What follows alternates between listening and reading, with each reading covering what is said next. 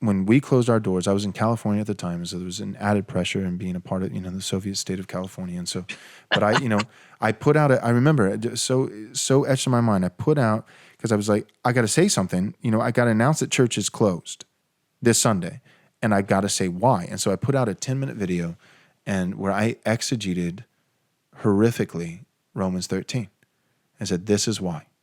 And I talked about how, people in America and even Christians, we have a propensity towards being rebellious.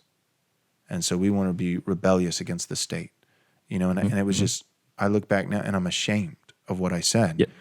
And when I realized, it took me about 2 weeks to realize that was wrong. It took me another 2 or 3 weeks to convince a majority of my elders. I was never able to convince one of them, but a majority of the elders to outvote the tyrant. And then, and then we started having church again. And the first sermon that I preached, no, it was the second sermon, actually.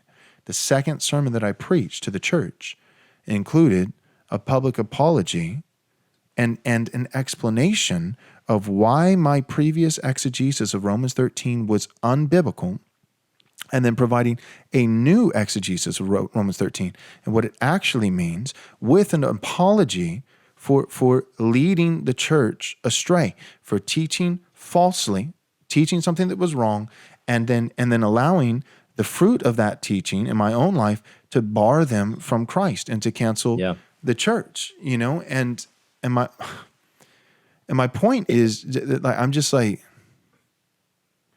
you say like these guys aren't going to get away with it, but I'm like, I don't know, man. I'm just like, I don't know if people are dumb, or if people just want, because I'm like, when, oh man, I got to be careful. I've got a lot of optimism here because you can just go ahead and stop right there. No, that's fine. No, I get what you're saying though. No, I get what you're saying. And I have a lot of optimism though, because I think that, as and this is not, I'm not trying to be, against, the older generations and stuff like that. I have nothing but respect for the older generations. But the thing is that the younger generations are more into sort of like, weirdos on YouTube like me and you and stuff like that. And so they're more willing to hear the big conference speakers than I think some of the older generations are. They're more comfortable with that. So I have a lot of optimism in the sense that like God's going to use, the internet in a way that's going to be very, very powerful. And it's going to be very hard to get away with these lies. I think a lot of lies are being exposed for what they are these days. I think, I think back to the election and like, there's some shenanigans going on there. Whatever you think about how legitimate the shenanigans are, there's something going on that no question about it. I think they've been doing this for decades, but they've been just, no one had any way to know. But now it's like, it's just exposed. It's just, it's hard to hide this stuff now. So I have a lot of optimism in that way, but I understand your fear. I get it.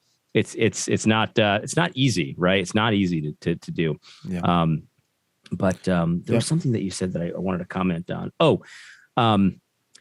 What you said, by the way, about people in America, having a tendency to rebel. That might be true. That might not be wrong. But the truth is, though, that in that moment, and I think we all kind of realize this, maybe a month in, you said a couple weeks, a lot of us about a month in, we're like, there is some rebellion here, but it's not the rebellion we said was going on. It's actually rebellion against God is what it is. That's right. Yeah, no, you're right. Absolutely right. So I guess, I don't know, in summation, I would say that, if your pastor, shut down for a couple of weeks and that's one thing. But if your pastor has shut down his church, I'll say it like this: if he's shut down his church more than once, like reopened and then shut down again. Oh man, yeah. Big red flag. Yeah, if he's shut down for months at a time, not weeks, but months at a time, even in the very beginning, if he has mandated mass, if he is prohibited, even if it's 2 services, but in one service he's prohibited singing. All those are huge red flags. And so my question is, if he's not doing that now, that means he's repented in deed. He's changed his actions. Has he repented in word? Has he ever said to the people he sinned against, namely you, Christian, who is a member in his church, you're the one he sinned against. Has he said to you and your family and the other families in that church that he was wrong? Or did he just change his actions and count on you being so stupid that you wouldn't notice? that Can what I he's jump in doing here one now more time? is different than that. I know you wanted the last word. Can I jump in one more time? Yeah, of course. Get in. Okay, so this is something that you need to watch out for as well, because what you're basically saying is, and I think what I was saying is that you need to start having some hard conversations with your pastors about all this. And what they've done, they've preempted this, knowing this is coming, and they started to write these poor me, it's hard to be a pastor, I'm so discouraged articles, like a bunch of whining little sissies about how COVID is just so stressful. And like, now I got to deal with this. The Atlantic article that I did a 6-part series on was just a big whining article. Eric Raymond for the Gospel Coalition is famous for these kinds of poor me, it's hard to be a pastor articles. And he wrote another one recently. We're so discouraged. And all of that is trying to bind your conscience that you're going to make your pastor's life difficult by asking him these hard and necessary questions. Right. Don't fall for that. Yeah. Yeah, I'm sure their lives are difficult. Every pastor's life is difficult. Guess what? It's hard. Living as a Christian, it's not always easy, right? We get that. So you don't want to like purposely seek to give your pastor grief, but don't let them trick you in saying you can't ask any questions because otherwise I'm going to be so discouraged. Right. Tough luck. It's hard to be a pastor. And you know what? If you did something that was sinful in this way, like a lot of us did, I'm not saying you're alone, you're going to have to deal with it. That's part of your job description. And so I want you to watch out for that, because a lot of these guys are writing these poor me, it's hard to be a pastor articles, trying to avoid the tsunami of conversations that they're facing about why did you shut down, by the way. Right. No, you're right. Be nice, but do it. No, you're absolutely right. So like Paul says, follow me as I follow Christ. I think the pastor should be the stronger brother, that his conscience is not so puny. Amen. Amen. That he can't do anything to the glory of God, and it doesn't just limit him, but then he makes that, then his conscience, his puny conscience, he makes that the law of the land and tyrannizes the rest of the church and says nobody else can do anything. And he does it with COVID, or he does it with alcohol. There's a million different ways that the pastor can exercise authority of command when he should be giving counsel, or not saying anything at all because his conscience is actually just misinformed, or it's not informed in light of the law of God, but rather the traditions of man and all those kinds of things.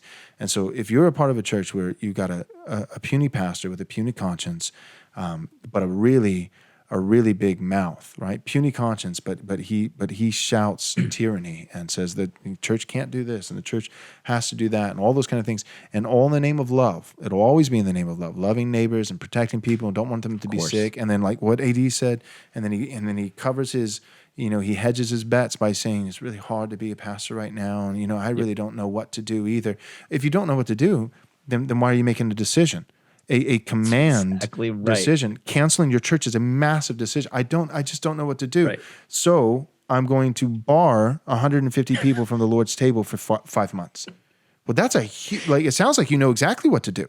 That kind of decision assumes an incredible degree of certainty. Like you must have a direct line to God, so anyways, that's what we're trying to talk about. And if your pastor is the weaker brother, and that's a biblical phrase, these are biblical terms. If he's the weaker brother, according to Romans chapter 14, and in his weakness of conscience, he is making those commands for everyone else, that constitutes ecclesiastical tyranny. And if you're in a tyrannical church because you are pastored by a weaker brother who is completely comfortable commanding what should be counseled or what isn't even true at all, then I think like what AD is saying, it's not like your first step is never to show up again, but you need to have some serious conversations. And I get emails all the time saying, Joel, this is exactly what I'm going through. And I'll coach them on like, all right, this is how you should reach out to your pastor. And this is how you should do it humbly. Because I am a pastor. And this is how you can be humble. This is how you can ask. And every single person that I've coached through this, and it's been about a dozen, they always email me a few days later saying, I had the meeting with the elders. They did not listen to me at all. Gave me no credence, no hearing. Yeah. They heard what I said and immediately pointed the gun on me that I was being harsh or I was being overbearing. I was the tyrant.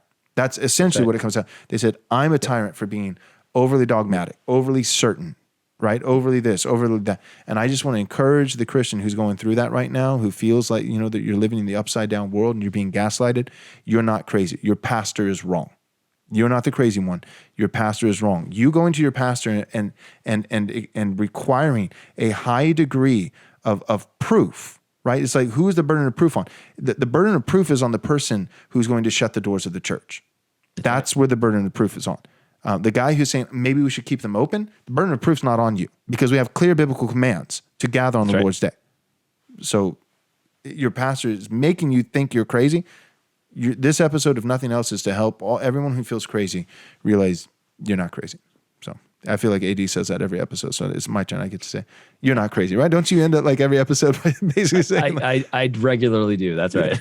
Thanks for watching this video. I hope you enjoyed it.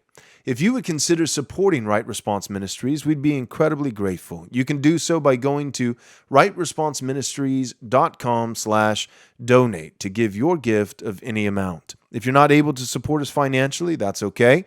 You can still support us in a great regard simply by subscribing to our YouTube channel, clicking the bell, and of course sharing our content with all your friends and family. We can't do this without you, your support, and your prayers. So thank you.